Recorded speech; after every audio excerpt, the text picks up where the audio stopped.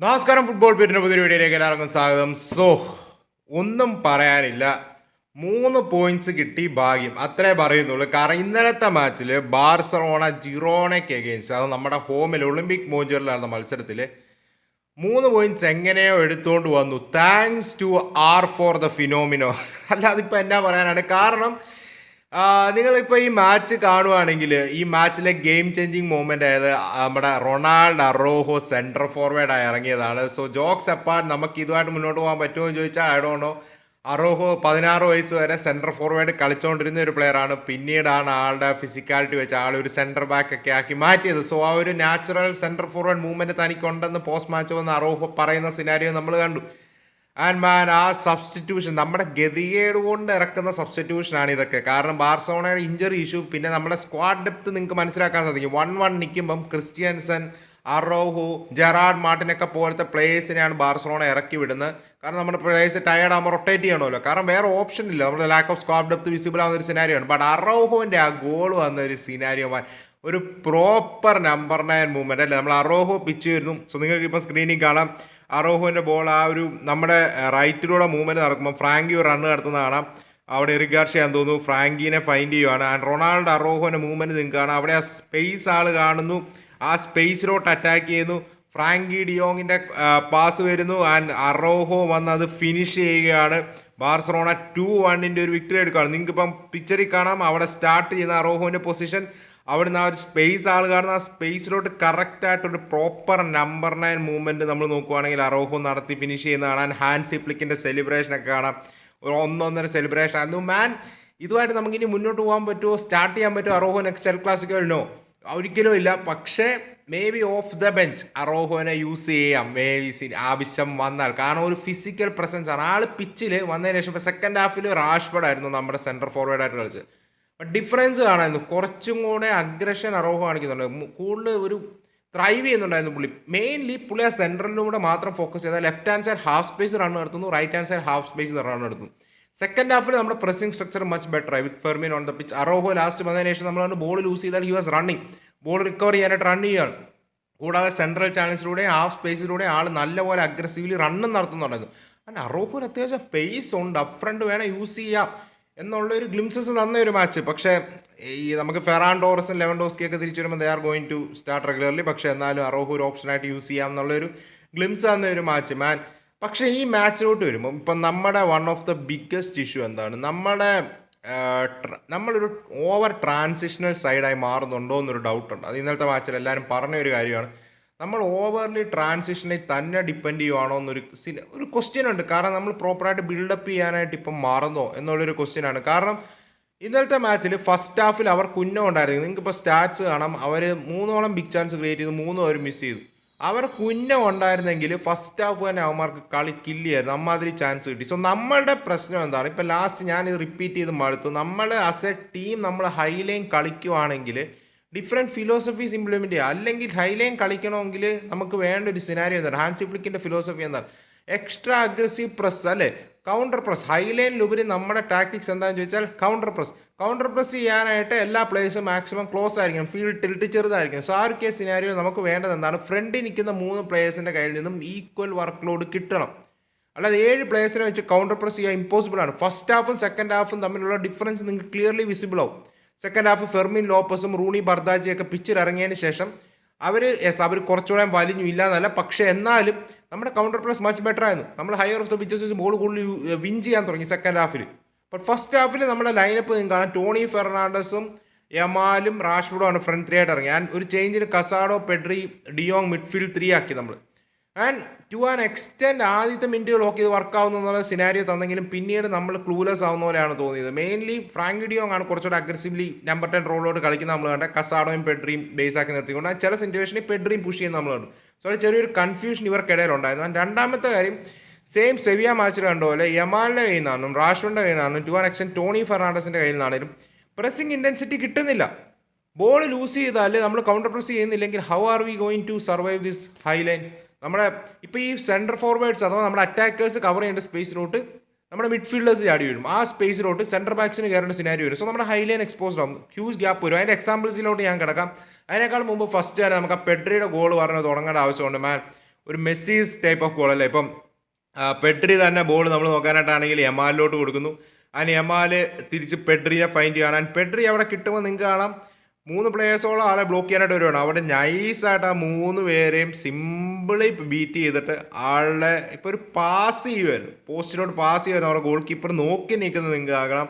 അവിടെ സിമ്പിളായിട്ട് ആൾ പാസ് ചെയ്ത് അത് ഫിനിഷ് ചെയ്യുകയാണ്. ആൻഡ് പെഡ്രിയിലൂടെ ബാർസലോണ ലീഡ് എടുക്കുകയാണ്. അതൊരു സിമ്പിൾ അല്ലേ, ഒരു പാസ് പോലത്തെ, ഒന്നും പറയാനില്ല, കിടിലൻ goal. It's an individual brilliant move from Pedri തന്നെ, പറയാതിരിക്കാൻ വയ്യ. പക്ഷേ അധികം നേരം നിന്നില്ല, അവന്മാരൊരു കോർണർ കിക്കിലൂടെ തന്നെ അവന്മാർ ഈക്വലൈസ് ചെയ്യുന്ന സിനാരിയോ നമ്മൾ കണ്ടു. അവിടെ ഒരു കോർണർ കിക്ക് വരുന്നു, അവിടെ നമ്മൾ ഹെഡ് ചെയ്ത് ക്ലിയർ ചെയ്താണ് ഗാർഷ്യ, അത് വീണ്ടും തിരിച്ച് അവന്മാരെ ഹെഡ് ചെയ്ത് ബോക്സിലോട്ട് ഇടുന്നു. ആൻഡ് വിറ്റ്സലിൻ്റെ അക്രോബാറ്റിക് ഫിനിഷ് ബ്രോ, അതൊരു 1-1 ഫിനിഷ് തന്നെയായിരുന്നു. But man such silly goal to consider തന്നെയാണ്, പറയാതിരിക്കാൻ വയ്യ. അവർ 1-1 ആക്കുകയാണ്. വിച്ചലൊക്കെ ഈ പ്രായത്തിൽ നമുക്ക് അഗെയിൻസ്റ്റ് തന്നെ കളിയല്ലേ. ആൻഡ് നമ്മുടെ പ്ലേയേഴ്സ് ഉണ്ടല്ലോ, അപ്പ് ഫ്രണ്ട് പ്രസിൻ്റെ കാര്യം പറയുന്ന പോലെ തന്നെ ഇന്നലെ ആണെങ്കിലും പെഡ്രി ആണെങ്കിലും കുണ്ടെ ആണെങ്കിലും, എസ്പെഷ്യലി കുണ്ടെ ആദ്യമേ നല്ലപോലെ കളിച്ചു. പക്ഷേ ഒരു 30 മിനിറ്റ്സിന് ശേഷം കുണ്ടെ ഫോം ഔട്ട് ആവുന്നൊരു സിനാരിയോ ആണ്. എൽ ക്ലാസിക്കോയിൽ കുണ്ടേനെ റൈറ്റ് ബാക്കായിട്ട് സ്റ്റാർട്ട് ചെയ്യുമോ എന്നുള്ളൊരു ക്വസ്റ്റ്യൻ തന്നെ എനിക്കിപ്പോൾ ഉണ്ട്. അതോ എറിക് ഗാർഷ്യ റൈറ്റ് ബാക്കായിട്ട് വരികയും മേ ബി അറോഹോനെയോ ക്രിസ്ത്യൻസനെയോ CB ആക്കുമോ എന്നുള്ളൊരു ക്വസ്റ്റ്യൻ ഉണ്ട്. Christensen as A centre back did really well in the second half, പറയാതിരിക്കാൻ വയ്യ. സോ എനിക്ക് അങ്ങനെ ഒരു ക്വസ്റ്റ്യൻ ഉണ്ട് മനസ്സിൽ. സോ ആ ഒരു കേസ് സിനാരിയോയിൽ ഇപ്പം നിങ്ങൾക്ക് ഇപ്പം കാണാം, ജൂൾസ് കുണ്ടയുടെ കാലിലാണ് ബോൾ, ഒരു പ്രഷറും ഇല്ലായിരുന്നു. പക്ഷേ അവിടെ ആൾ ബോൾ വെച്ചോണ്ടിരുന്ന് പ്രഷർ അബ്സോർബ് ചെയ്യുകയാണ്. അവിടെ പാസിംഗ് ഓപ്ഷൻസ് ഉണ്ടായിട്ടും ആൾ ചെയ്യുന്നില്ല. അവിടെ ആ ബോൾ അവർ വിൻ ചെയ്യുകയാണ്. And in behind ball play ചെയ്യുകയാണ്. സോ നിങ്ങൾക്ക് ഇപ്പം കാണാം, നമ്മളുടെ കാലിൽ കിടന്ന ബോളാണ് അവർ പോയി വിൻ ചെയ്യുന്നതും. അവിടെ ഇൻ ബിഹൈൻഡ് പ്ലേ ചെയ്യുന്നത്, നമ്മുടെ ഡിഫൻഡേഴ്സ് സ്കാറ്റേഡ് ആവുന്നു, അവിടെ ഇൻ ബിഹൈൻഡ് റൺ നടത്തുന്നു, ആ ഒരു ഷോട്ട് ഷെസ്നി സേവ് ചെയ്യുകയാണ്. സോ അവിടെ ഇല്ലാത്ത ഒരു ഡേഞ്ചർ സിനാരിയോ ഉണ്ടാക്കി വരികയാണ് നമ്മുടെ പ്ലേയേഴ്സിൻ്റെ മിസ്റ്റേക്കുകാർ. അതുപോലെ തന്നെ അടുത്തൊരു കേസ് സിനാരിയോ പെഡ്രി പോലത്തെ പ്ലേയേഴ്സ് ഒരു മിസ്റ്റേക്സ് വരുത്താണ്. ഇപ്പം നിങ്ങൾക്ക് കാണാം, പെഡ്രി ബോളായിട്ട് പ്രോഗ്രസ് ചെയ്യാൻ ശ്രമിക്കുകയാണ്. പെഡ്രിയുടെ കാലിലാണ് ബോൾ, ഒരു പ്രഷറും ഇല്ല. പക്ഷേ ആളുടെ ടച്ച് കയ്യിൽ നിന്ന് പോവുകയാണ്. അതാണെങ്കിൽ ആ ഒപ്പോണൻറ്റ് പ്ലെയർ വിൻ ചെയ്യുകയാണ്. ആൻഡ് നമ്മൾ പെഡ്രിയുടെ കാല് ബോൾ നിൽക്കുമ്പോൾ ഡിഫൻഡേഴ്സൊക്കെ പുഷ് ചെയ്യുമല്ലോ. സോ അവിടെ ആ ഒരു ഇൻ ബിഹൈൻഡ് ബോൾ, അവിടെ ആ പ്ലെയർ റൺ നടത്തുന്നു, ആ പ്ലെയറിനെ നിങ്ങൾ നോക്കാനായിട്ടാണെങ്കിലും അവിടെ ഫൈൻഡ് ചെയ്യണം. സോ അവിടെ നമുക്ക് കാണാം, നമ്മുടെ ഡിഫൻസീവ് ലൈൻ ബ്രേക്ക് ആവുകയാണ്, ഓർഗനൈസ് അല്ല. കാരണം പെഡ്രിയുടെ കാല് ബോൾ നിൽക്കുമ്പോൾ അത് ലൂസ് ചെയ്യുമെന്ന് ഓർക്കുന്നില്ല. ആൻഡ് അവർ ആ റണ്ണ് നടത്തുന്നു, നമുക്ക് അവിടെ കാണാം. നിങ്ങൾക്ക് കാണാം ആ ഡിഫൻസിൻ്റെ ആ ഒരു ഓർഗനൈസേഷൻ ഷേപ്പ് അവിടെ ഇല്ല. ആ ഷോട്ടാണെങ്കിൽ ബാർ തട്ടിപ്പോകുന്ന സിനാരിയാണ് നിങ്ങൾക്ക് കാണുന്നത്. സോ ഈ പിക്ചറിൽ കയറി കാണാം അവിടെ നമ്മുടെ ഡിഫൻസ് ലൈനിൻ്റെ ഷേപ്പ്. അത് ആ പ്ലെയർ ലൈനിൻ്റെ പുറകിൽ നിന്നാണ് റൺ നടത്തുന്നത്. സോ നമ്മുടെ പ്ലെയർ അവിടെ ഓഫ് സൈഡ് ആക്കുക ഓൾമോസ്റ്റ് ഇമ്പോസിബിൾ ആയിട്ടുള്ള കാര്യമായിരുന്നു. പക്ഷേ അവിടെ നമുക്ക് കാണാം ലാക്ക് ഓഫ് അണ്ടർസ്റ്റാൻഡിംഗ് ആണ്. അവിടെ ബാർ തട്ടിപ്പോയി നമ്മൾ രക്ഷപ്പെടുകയാണ്. അതുപോലെ തന്നെ അവരുടെ ഗോൾ കീപ്പർ 2 നല്ല സേവുകൾ നടത്തുന്നുണ്ടായിരുന്നു. He was really good in the first half. Especially ആ ഒരു ഫ്രാങ്കി ഡിയോങ്ങിൻ്റെ ഷോട്ട്, ഒരു കിടിലൻ സേവ് ഉണ്ടായിരുന്നു സ്നെഗയുടെ. ആൻഡ് അനദർ കേസിനാര് ഇവിടെ പെഡ്രി ബോളുമായിട്ട് ഡ്രിബിൾ ചെയ്ത് കയറാൻ ശ്രമിക്കുകയാണ്. അത് ക്ലിയർ ഫൗളാണ്. സോ അത് ഗോൾ കയറുമായിരുന്നില്ല, ഡിസലോ ചെയ്തേനെ. പക്ഷേ അവിടെ പെഡ്രി 3 പ്ലേയേഴ്സിനെ ഡ്രിബിൾ ചെയ്ത് കയറാൻ ശ്രമിക്കുന്നു. അവിടെ അവർ 2 പ്ലേയേഴ്സ് നടത്തുന്നുണ്ട്. പക്ഷേ പെഡ്രിയുടെ കാലിൽ നിന്ന് ബോൾ പോവുകയാണ്. പക്ഷേ അത് ഫൗൾ ചെയ്താണ് വിൻ ചെയ്യുന്നത്. നിങ്ങൾക്ക് അത് ഞാൻ കാണിച്ചു തരാം. പക്ഷെ നിങ്ങൾക്കിപ്പോൾ ഇവിടെ കാണാം, ഈ ഒരു കേസ് സിനാരി, ഇത് ഞാൻ ഇട്ടതൊരു എക്സാമ്പിൾ കാണിക്കാനാണ്. ഇവിടെ നമ്മുടെ 2 ഡിഫൻഡേഴ്സ്, നമ്മുടെ മിഡ്ഫീൽഡും ഡിഫൻസിനും ഇടയിലുള്ള ഗ്യാപ്പ് നിങ്ങളുണ്ട്. ഇവിടെ കസാഡോ, ഇപ്പോൾ അടുത്ത ഫ്രെയിമിനോട് നോക്കുമ്പോൾ കസാഡോയുടെ കാലിലാണ് ഇവിടെ ബോൾ. സോ കസാഡോ ആണ് നമ്മുടെ base midfielder. Casado should be pushing and winning those ball, അല്ലെ ആ ബോൾ അഗ്രസീവ്ലി പുഷ് ചെയ്ത് വിൻ ചെയ്യണം. അവിടെ കസാഡോ നിൽക്കുന്നത് നിങ്ങൾക്ക് കാണാം, കൂടാതെ നമ്മുടെ ഡിഫൻഡേഴ്സ് ബാക്കിൽ നിൽക്കുന്നത് നിങ്ങൾക്ക് കാണാം. അവിടെ ഗില്ലാന്ന് തോന്നുന്നു അവിടെ ആ ഒരു ഓൺ സൈഡ് പൊസിഷനിൽ നിന്ന് റണ്ണ് നടത്തുവാണ്. സോ അവിടെ കുബാർസിയും ജൂൾസ് കുണ്ടയും ക്ലിയർലി ഗില്ലിനെ ഓൺ സൈഡ് ആക്കുകയുമാണ്. ഓക്കെ, അവർ ആ സ്ട്രൈക്കർ ഓഫ് സൈഡ് പൊസിഷനിലാണെങ്കിലും അവിടെ ബ്രയൻ ഗില്ല് റണ്ണ് നടത്താൻ റെഡിയായി നിൽക്കുന്നത് കാണാം. കസാഡോ അഗ്രസീവ്ലി പ്രസ് ചെയ്തില്ല. സോ നിങ്ങളുടെ ഗ്യാപ്പ് വേണം നമ്മുടെ അറ്റാക്സും ഡിഫൻസും തമ്മിൽ. ഫ്രാങ്കിയും പെട്രിയും പുഷ് ചെയ്തു, കസാഡോ ബേസിൽ നിൽക്കുകയാണ്, നമ്മുടെ ഡിഫൻസോടെ നിൽക്കുകയാണ്. So there is a huge gap. Time on the ball മിഡ്ഫീൽഡിൽ കൊടുത്താൽ റണ്ണേഴ്സ് അവർക്ക് ഈസിലി കൊണ്ടുവരാൻ സാധിക്കും. And ball in behind play ചെയ്യുവാണ്, ഗില്ല് പോവാണ്, ഗില്ലടിച്ച് വെളിയിൽ കളയാണ്. അതുകൊണ്ട് നമ്മൾ രക്ഷപ്പെട്ടു. അല്ലായിരുന്നെങ്കിൽ അവിടെ തീർന്നില്ല. കാരണം നിങ്ങൾക്ക് ഇപ്പോഴും കാണാം നമ്മുടെ ഡിഫൻസീവ് ലൈനിൻ്റെ ലാക്ക് ഓഫ് ഇത്. കാരണം കുബാർസിയും എറിക് ഗാർഷ്യയും തമ്മിൽ കമ്മ്യൂണിക്കേഷൻ ഗ്യാപ്പ് ശരിയല്ല. അവിടെ അപ്പുറത്ത് ജൂൾസ് കുണ്ട പ്ലെയറിനെ ഓൺ സൈഡ് ആക്കുന്നുണ്ട്. സോ നിങ്ങൾക്ക് പക്ഷേ ഇവിടെ കാണാം പെഡ്രീനെ ഫൗൾ ചെയ്താണ് അവർ ആ ബോൾ വിൻ ചെയ്യുന്നത്. സോ അതിനകത്ത് തന്നെ നമുക്കത് അണ്ടർസ്റ്റാൻഡ് ചെയ്യാൻ പറ്റുന്ന ഒരു സിനാരിയോ. സോ ഇങ്ങനത്തെ കുറച്ച് സിറ്റുവേഷൻ ഉണ്ടായിരുന്നു. വേറൊരു എക്സാമ്പിൾ പറയാനായിട്ടാണെങ്കിൽ ഇപ്പം നമ്മുടെ ജൂൾസ് കുണ്ടയുടെ കാര്യം ഞാൻ പറഞ്ഞല്ലോ, ഫസ്റ്റ് വന്ന ഒരു എക്സാമ്പിൾ. അതിനകത്തൊരു എക്സാമ്പിൾ ജൂൾസ് കുണ്ടയെ കൊള്ള എന്നാന്ന് വെച്ചാൽ, ഇപ്പോൾ ഇവിടെ ജൂൾസ് കുണ്ടയുടെ കാല് ബോൾ കിട്ടുവാണ്, അവിടെ നിങ്ങൾക്ക് കാണാം ഒരു പ്രഷറും ഇല്ല.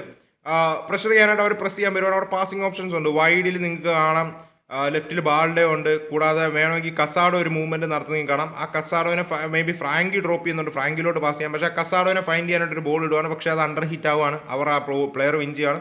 ആൻഡ് ഒരു ഷോട്ട് എടുക്കുവാണ്. അവിടെ ഷെസ്നിക്ക് ഒരു സേവ് നടത്തേണ്ടി വരുവാണ്. സോ ഇങ്ങനത്തെ കേസ് സിനാരിയോസ് ക്രിയേറ്റഡ് ആവുകയാണ്. ഇപ്പോൾ നമ്മുടെ കൗണ്ടർ പ്രസ് എക്സാമ്പിൾ ഞാൻ പറഞ്ഞെങ്കിലും ഇപ്പം ഇൻഡിവിജ്വലി പ്ലേയേഴ്സ് നടത്തുന്ന മിസ്റ്റേക്കും one of the biggest issue തന്നെയാണ്. അത് പറയാതിരിക്കാൻ വയ്യ. അത് നമ്മൾ പോയിന്റ് ഔട്ട് ചെയ്യേണ്ട കാര്യം തന്നെയാണ്. ആൻഡ് സെക്കൻഡ് ഹാഫിലോട്ട് വന്നപ്പോഴേക്കും നമ്മൾ ടോണീനെ മാറ്റിയിട്ട് ഫെർമിനെ ഇറക്കി. സോ ഫെർമിൻ എന്തുകൊണ്ട് ടീമിൽ വൈറ്റൽ ആണെന്നുള്ളത് നിങ്ങൾ സെക്കൻഡ് ഹാഫ് ആണ് മനസ്സിലാവും. ആൾ വന്നതിന് ശേഷം അപ്പ് ഫ്രണ്ട് വന്ന പ്രസ്സിങ് ഇൻറ്റൻസിറ്റിയിലുള്ള മാറ്റം. ആൻഡ് പെഡ്രീനെയും യമാലിനെയും നമ്മൾ 60-ാം മിനിറ്റ് മാറ്റി. രണ്ടുപേരും ടയേർഡാണ്. എനിക്ക് സത്യം പറഞ്ഞാൽ ആ മൂവ് ഇഷ്ടപ്പെട്ടു. നമ്മൾ ജിറോണയ്ക്ക് അഗെയിൻസ്റ്റ് ഒക്കെയുള്ള ഒരു മാച്ചിൽ ഹോമിൽ പെഡ്രീനെയും യമാലിനെയും എല്ലാ മാച്ചും കളിച്ചുകൊണ്ടിരിക്കുന്ന ഇങ്ങനത്തെ പ്ലേയേഴ്സിനെ ഫുൾ 90 മിനിറ്റ്സ് കളിപ്പിക്കേണ്ട ഒരു ആവശ്യമില്ല. നമ്മൾ റൊട്ടേറ്റ് ചെയ്തേ പറ്റും. ഇവർ രണ്ടുപേരും ഇല്ലെങ്കിലും നമ്മൾ ഇങ്ങനത്തെ മാച്ചുകൾ ഹോമിൽ ജയിച്ചേ വരും. കാരണം ജിറോണ റിയലി സ്ട്രഗിൾ ചെയ്യുന്ന ഒരു സൈഡായിരുന്നു ലീഗിൽ. പക്ഷേ നമുക്ക് അഗെയിൻസ്റ്റ് അവർ ഫസ്റ്റ് ഹാഫിൽ ക്ലിയർ ചെയ്ത ചാൻസുകൾ നിങ്ങൾക്ക് കാണാം. ആൻഡ് പെഡ്രി യമാലും ടയേർഡ് ആവുന്ന ലക്ഷണങ്ങളും ഉണ്ടായിരുന്നു. രണ്ടുപേരെ മാറ്റുന്നത് കണ്ടു. സോ ഞാൻ പെഡ്രി യമാൽ മാറ്റുന്നതിൻ്റെ കൂടെ തന്നെ ഇപ്പം നമ്മുടെ പ്രസ്സിംഗ് സ്ട്രക്ചറിൻ്റെ കാര്യം ഞാൻ പറഞ്ഞപ്പം ഞാൻ 3 പ്ലേയേഴ്സിനെയും പറയും. കാരണം യമാലിൻ്റെ off the ball workload ഇപ്പം കുറച്ച് കൺസേണിംഗ് ആയിട്ടുള്ള കാര്യമാണ്. പക്ഷേ അത് ആൾ ഇഞ്ചറി മാറി വരുവാണ്. നെക്സ്റ്റ് മാച്ചിൽ എന്താവും എനിക്കറിയത്തില്ല. ബട്ട് റാഷ്ഫോർഡിലോട്ട് വരുമ്പം I think Rashford moments of magic create ചെയ്യുന്നില്ല എന്ന് നിങ്ങൾ ചോദിക്കുമായിരിക്കും. പക്ഷേ എനിക്കതല്ല വേണ്ടത്. ഇപ്പോൾ നമ്മുടെ ടീമിൽ ഒന്നെങ്കിൽ റാഷ്ഫോർഡ് കിട്ടുന്ന ചാൻസുകളെല്ലാം കൺവേർട്ട് ചെയ്യുക. പക്ഷേ ആളത് ചെയ്യുന്നില്ല. ഇന്നലെയാണ് മാച്ചിലെ 2 നല്ല ചാൻസുകൾ റാഷ്ഫോർഡിന് കിട്ടി. ഒരു റൂണി ബർദാജയുടെ ഒരു ട്രിവേല പാസ് ഉണ്ടായിരുന്നു. He should have done better there. അതൊരു സിമ്പിൾ ടാപ്പിനായിരുന്നു. ആളെ മിസ് ചെയ്യുന്ന സിനാരിയോ ഉണ്ട്. വേറെ ഒരു സിറ്റുവേഷൻ ഉണ്ട്, അതിലോട്ട് ഞാൻ വരാം. അതിനേക്കാൾ മുമ്പ് റാഷ്ഫോർഡിൻ്റെ റാഷ്ഫോർഡിൻ്റെ ഇൻഡിവിജ്വൽ ബ്രില്യൻസ് നമ്മളൊരു ഗോൾ അടിക്കുന്നുണ്ട്. പക്ഷേ ആളുടെ പ്രസ്സിങ് ഇൻറ്റൻസിറ്റി വരാത്തതുകൊണ്ട് ഒപ്പോണൻറ്റ് 3 or 4 ക്വാളിറ്റി ചാൻസുകൾ കിട്ടുന്നുണ്ട്. അത് അവർ കൺവേർട്ട് ചെയ്യുകയാണ്. അങ്ങനത്തെ സിനാരിയോ ആണെങ്കിൽ വാട്ട് ക്യാൻ വി ഡു? ഇപ്പോൾ ബോൾ ലൂസ് ചെയ്താൽ ഇപ്പോൾ ഫസ്റ്റ് ഹാഫിൽ ഒരു സിനാരിയോ ഉണ്ടായിരുന്നു. ബോൾ ലൂസ് ഫ്രണ്ടിൽ നിൽക്കുകയാണ്.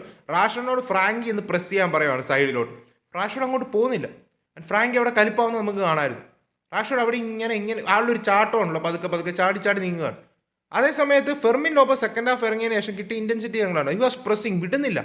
ആള് ബോൾ ലൂസ് ചെയ്താൽ അഥവാ ആളുടെ കാലിൽ നിന്ന് ബോൾ എടുത്ത് നോക്കുക, ആ പ്ലെയറിനെ പ്രസ് ചെയ്യുക, റാഷ്ഫോർഡ് അവിടെ നിൽക്കും. ആ പ്രസ് ചെയ്താൽ ആ പാസ് റിലീസ് ചെയ്താൽ ഓക്കെ കഴിഞ്ഞു. അതല്ല, ആ പാസ് റിലീസ് ചെയ്യുമ്പോൾ ആ ബോളിനോടൊപ്പം ഫെർമിനോട് ആ ഒരു ഇൻറ്റൻസിറ്റി നമുക്ക് കിട്ടണം വൈഡിൽ നിന്ന്. അല്ലെങ്കിൽ റാഷ്ഫോർഡ് റൊണാൾഡോയുടെ മെസ്സിയുടെ നമ്പേഴ്സ് തന്നിട്ട് ഓക്കെ ചെയ്തു. അല്ലെ കിലിയൻ എംബാപ്പയുടെ നമ്പേഴ്സ്, കിലിയൻ എംബാപ്പ പോലും ഇപ്പോൾ ഓഫ് ദ ബോൾ കൂടുതൽ വർക്ക് ലോഡ് എടുക്കുന്നുണ്ട്. അല്ലെ കിലിയൻ എംബാപ്പയുടെ നമ്പേഴ്സ് തന്നിട്ട് ഓക്കെ അല്ല ഇൻറ്റൻസിറ്റി കുറച്ച് കാണിക്കുക. റാഷ്ഫോർഡ് ഗോയിങ് ഫോർവേഡ് ടെക്നിക്കലി നല്ലതാണ്, പുള്ളി ചാൻസുകൾ ക്രിയേറ്റ് ചെയ്യും, എല്ലാമാണ്. പക്ഷേ ഇത് പോരാ. കുറച്ചുകൂടി ഇൻറ്റൻസിറ്റി ഇല്ലെങ്കിൽ പറ്റത്തില്ല. സോ ഞാൻ ഈ റാഷ്ഫോർഡിൻ്റെ ഇൻറ്റൻസിറ്റിയുടെ കാര്യം പറഞ്ഞപ്പോൾ ഇപ്പോൾ ഫെർമിൻ കൊണ്ടുവരുന്ന ഇൻറ്റൻസിറ്റി ഡിഫറൻസ് നിങ്ങൾക്ക് കാണിച്ചു. ഒരു എക്സാമ്പിൾ കാണിക്കാം. സോ ഇവിടെ റാഷ്ഫോർഡിൻ്റെ മിസ്റ്റേക്ക് ഒന്നും ഈ ഇതിലില്ല. റാഷ്ഫോർഡ് ഇവിടെ ചെയ്യേണ്ട ഡ്യൂട്ടി ചെയ്തിട്ടുണ്ട്. പക്ഷേ നിങ്ങൾക്ക് ഈ ഒരു എക്സാമ്പിൾ കാണിക്കാം. ഇവിടെ ഇപ്പം ബോൾ നിങ്ങൾക്ക് കാണാം, ക്രിസ്ത്യൻസൺ, ബാൾഡെ, റാഷ്ഫോർഡ്, ഇവർ 3 പേര് അവിടെ ഉണ്ട്. കൂടെ ഫെർമിനും ഉണ്ട്. ഓക്കെ, ഫെർമിൻ അഗ്രസീവ്ലി അവിടെ ലൈൻ കട്ട് ചെയ്യാനായിട്ട് നിൽപ്പുണ്ട്. റാഷ്ഫോർഡ് നിൽപ്പുണ്ട് സൈഡിൽ. പക്ഷേ ഈ ഒരു ഫ്രെയിമിൽ മേ ബി റാഷ്ഫോർഡ് ഒന്ന് പെട്ടെന്ന് ക്ലോസ് ഡൗൺ ചെയ്യുമായിരുന്നെങ്കിൽ കുറച്ചുകൂടെ ടൈറ്റർ ആക്കാനും അത് പോട്ടെ, അത് റാഷ്ഫോർഡിൻ്റെ കുറ്റമൊന്നുമല്ല. പക്ഷേ ഇവിടെ ആ ടൈറ്റ് സിനാരിയോ നമ്മൾ പ്രസ് ചെയ്ത് ക്രിയേറ്റ് ചെയ്യുകയാണ്. നിങ്ങൾക്ക് ഇപ്പം കാണാം ഫെർമിനും കൂടെ ആ പ്രസ്സിൽ ഇൻവോൾവ് ചെയ്യുകയാണ്.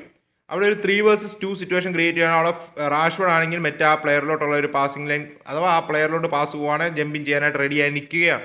ഓക്കെ, ഈ ഒരു കേസ് സിനാരിയോയിൽ നിങ്ങൾക്ക് ഫെർമിൻ്റെ പ്രസ്സിങ് ഇൻറ്റൻസിറ്റി കാണാം. ബാൾഡേനെയും ക്രിസ്ത്യൻസിനെ ആൾ സപ്പോർട്ട് ചെയ്ത്, ഇതാണ് റാഷ്ഫോർഡ് നമുക്ക് റാഷ്ഫോർഡ് കളിക്കുമ്പം വേണ്ടത്.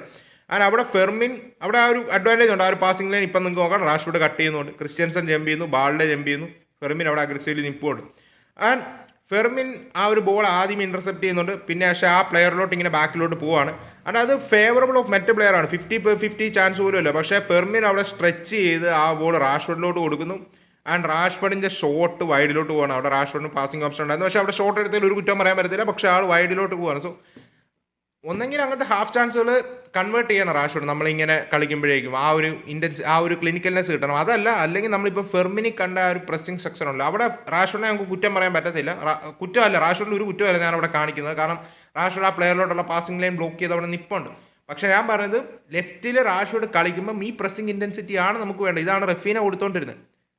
മനസ്സിലായി? സെൻട്രലി നമ്മൾ നോക്കാനായിട്ടാണെങ്കിൽ ലെവൻഡോസ്കിയോ ഫെറാനോ കിടന്ന് ആ ഒരു കവർ കൊടുക്കുമ്പം ലെഫ്റ്റ് ഹാൻഡ് സൈഡിൽ ബാൾഡെ അല്ലെങ്കിൽ നമ്മുടെ സെൻറ്റർ ബാക്ക് പുഷ് ചെയ്യുമ്പം നമ്മൾ അവിടെ ആ ഒരു ഇൻറ്റൻസിറ്റി റാഷ്ഫോർഡിൻ്റെ ഭാഗത്തുനിന്ന് ഇപ്പോൾ ഫെർമിൻ കൊടുത്ത പോലത്തെ കൊടുക്കുകയാണെങ്കിൽ നമുക്ക് അവിടെ ഒരു സുപ്പീരിയോറിറ്റി കിട്ടും. കാരണം അതാണ് കൗണ്ടർ പ്രസ്. നമ്മുടെ കൗണ്ടർ പ്രസിൻ്റെ ഒരു എക്സാമ്പിൾ കാണിക്കാനായിട്ടാണ് ഞാൻ അവിടെ കാണിച്ചത്. അവിടെ നമ്മൾ അഗ്രസീവ്ലി അവരുടെ കാല് കിട്ടിയ ബോൾ നമ്മൾ കൗണ്ടർ പ്രസ് ചെയ്ത് വിൻ ചെയ്യുവാണ്. ആസ് എ ക്ലസ്റ്റർ നമ്മൾ വന്ന് പ്രസ് ചെയ്യുവാണ്. അവർ പാസിംഗ് ഓപ്ഷൻസ് കട്ട് ചെയ്യുവാണ്.